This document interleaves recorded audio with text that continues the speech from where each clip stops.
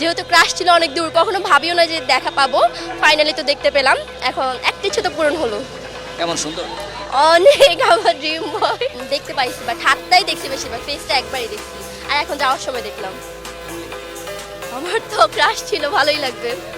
Crush ছিল, সামনে আসলে কি বলবো না বলবো এটা তো আমার মানে আমি নিজেই বুঝতাম না যে কি বলবো। ফাইনালি একটা সেলফি তো নিতাম, আমি এতটুকু করতে পারতাম, বাট কি বলবো ওটা আমি জানি না।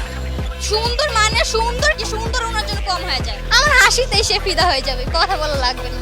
খুবই ভালো লাগতেছে, যা ভাষায় প্রকাশ করা যাইতেছে না।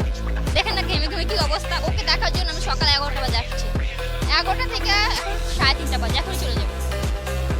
দেখেছেন তো একলা? কেন? হ্যাঁ, যতক্ষণ এখানে থাকি ততক্ষণ আমি তাকায় থাকতাম, একটু চোখের পলক ফিরতো না। স্বপ্ন নিয়ে আসছি। আমি স্বপ্ন নিয়ে আসছিলাম যে একটা সেলফি তুলবো বা একটু বলতে মানে হাই হ্যালো করতে তো পারবে এইটুকু তো, কিন্তু কিছুই হইলো না, শুধুমাত্র দূর থেকে দেখতে পারছি। আমার রুমে হচ্ছে তার এক একটা সুন্দর সুন্দর ছবি আমি হচ্ছে দেয়ালে টাকায় রাখছি। वाह दीदी वाह दीदी